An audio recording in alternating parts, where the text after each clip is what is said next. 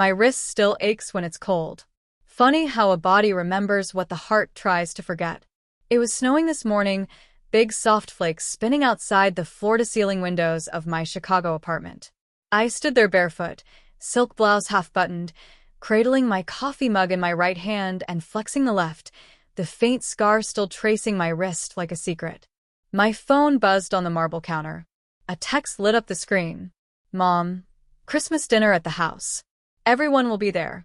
We'd love to see you." My throat tightened at the word, everyone. I hadn't been home in 7 years. Not since that night. I set the mug down, carefully, as though it were breakable, unlike me. People think success hardens you, but it doesn't. It just teaches you how to hide the soft parts better. I glanced around my apartment. Clean lines, warm gold lighting, a single red poinsettia on the table. Picture perfect. People say I have it all, and I do, but Christmas still has teeth.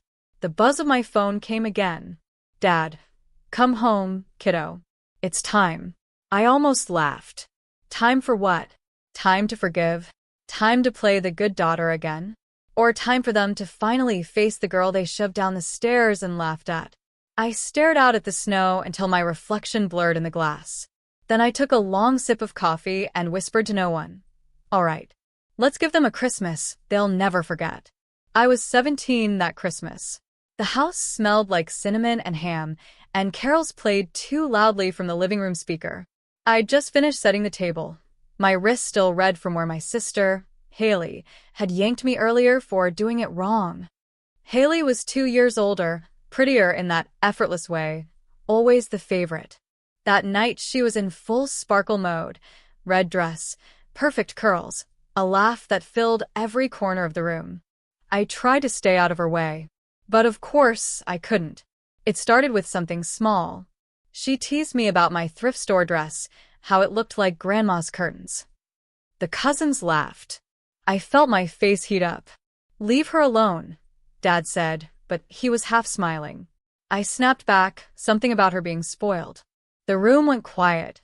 Haley's smile sharpened. "You're just jealous," she hissed, stepping closer. I turned to leave, heart hammering, but she grabbed my arm, hard, and before I could pull away, she shoved me toward the stairs. I remember the sound more than anything. The thud of my body hitting each step, the sickening crack of bone when I landed. Then silence, before the laughter started. Not Haley's, everyone's. My uncle, my cousins, even my mom's breathless little giggle. "She's fine," someone said. But I wasn't fine. Pain screamed up my arm as I held it against my chest, tears hot on my face. I looked around for anyone to help me. No one moved. So I got up, shaking, and walked myself to the bathroom, locking the door. I bit my lip so hard it bled as I splinted my own wrist with a rolled-up magazine until I could sneak out and call a neighbor to drive me to urgent care. That night, lying in my childhood bed with my wrist in a cast, I opened the little leather journal my grandmother had given me when I turned 13. On the first blank page, I wrote, "One day, I will leave this house. And when I do, I will never need any of you again." I tore out the page, folded it small, and tucked it under my pillow like a prayer. 2 weeks later, as soon as the cast came off, I packed a duffel bag. My mom barely looked up from her coffee when I told her I was leaving. "Good luck out there," she said, like I was just going to the store. So I left. And I didn't look back. Leaving home at 18 felt like stepping off a cliff, terrifying and freeing at the same time. I rented a shoebox apartment over a laundromat, the kind where the pipes rattled every time someone flushed. My first night there, I cried so hard my chest hurt, the ache in my wrist pulsing like an echo of the fall that brought me here. But the next morning, I woke up to sunlight streaming through cracked blinds and decided crying wouldn't pay rent. I worked 2 jobs, mornings at a coffee shop, nights waiting tables. My wrist was still stiff, but I learned to carry trays with my right hand, balancing them like my life depended on it, because it did. Every tip went into a jar labeled school. Community college came next. I would sit in the library until closing, hunched over textbooks, nursing burnt coffee from a vending machine.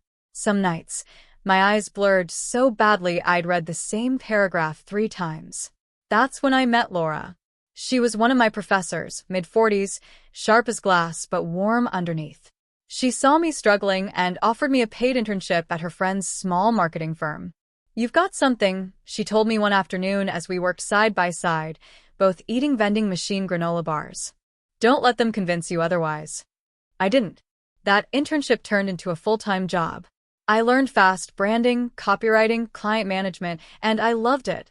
Every successful campaign felt like a secret victory, proof that I was more than the girl they'd laughed at. When my first bonus came, I cried again, this time in the middle of Target while picking out new towels. White, fluffy, expensive ones. By 24, I'd saved enough to rent a better apartment, this one with real hardwood floors and a view of the city lights. I threw out the last of my mismatched thrift store furniture and bought a velvet couch in emerald green, just because I could. On social media, I stayed quiet. A polite post here and there, a photo of coffee, a sunset, but never anything about my real success. By 28, I'd left the firm and started my own agency. It began small, just me, my laptop, and late-night brainstorming sessions at the kitchen table. Slowly, word spread. One client turned into 3, then 10. A year later, I had an office, a small team, and more work than we could handle. I didn't tell my family. Not when I bought my first car with cash.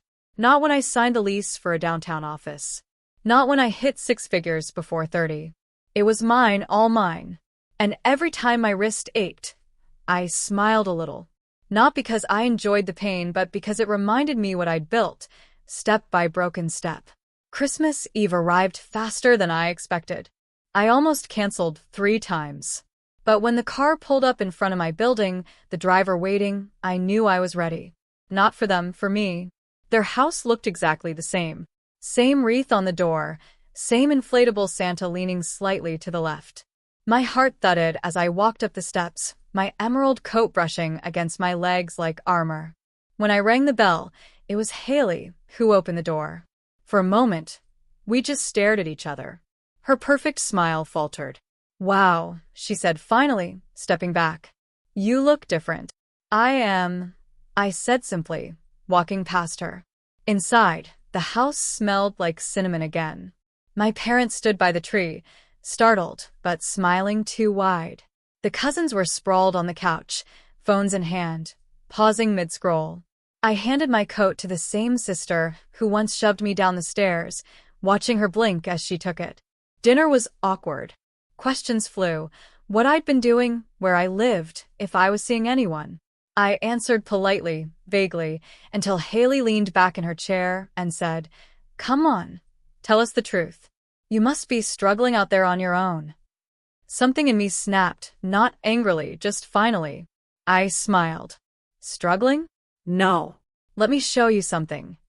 I stood and gestured for them to follow. Confused, they did. Outside, a black SUV waited.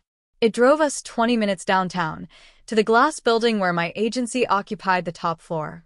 Their faces were priceless when we stepped into the lobby with its marble floors and gold elevator doors. "This is where you work?" Mom asked softly. "Where I work," I echoed. The elevator dinged open. "No, Mom. This is mine." The doors opened onto my office. Open space, warm lighting, framed campaign posters lining the walls, shelves of awards, and a massive window overlooking the city skyline glittering like Christmas lights. Their footsteps were quiet as they walked through. Haley trailed her fingers over the edge of my conference table, like she couldn't quite believe it was real. I sat at the head of the table, letting them take it all in before speaking. "I started this agency 3 years ago," I said, voice calm but steady. "We're now one of the fastest growing firms in Chicago. I own this floor. I employ 12 people. And last quarter, we crossed 7 figures in revenue." Silence. Dad cleared his throat. "We had no idea." "No," I said, meeting his eyes. "You didn't. Because I didn't tell you." Mom's lip trembled. Haley stared at the floor. "You laughed," I said, my voice quiet now. "When I fell down those stairs, when I broke my wrist, you laughed."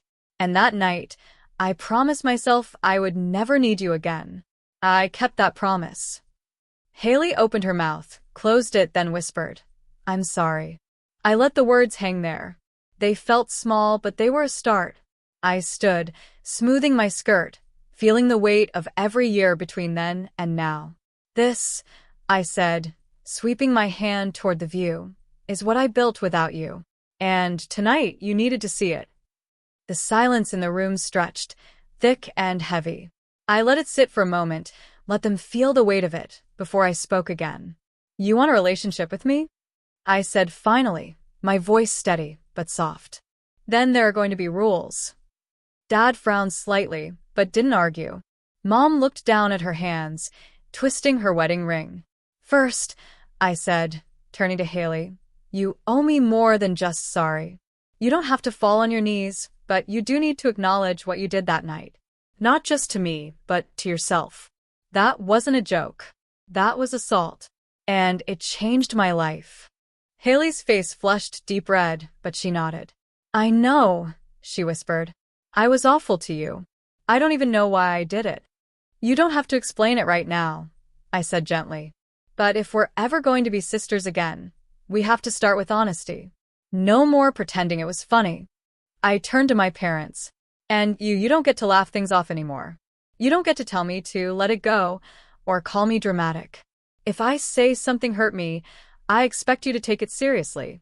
I need to know that if I walk into this family, I'm safe." Dad nodded slowly. "We can do that." Mom's voice cracked when she spoke. "We didn't realize how much we failed you. I'm so sorry." I took a breath, steadying myself. "I believe you. But words aren't enough. I want us to go to family therapy, all of us.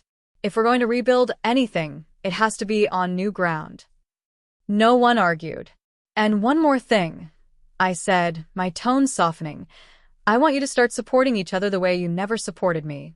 Haley, chase your own dreams instead of tearing mine down. Mom, Dad, encourage her, not just me. Be the kind of parents we both needed." They all nodded, subdued but listening. "This isn't about punishing you," I said, standing. "This is about breaking the pattern.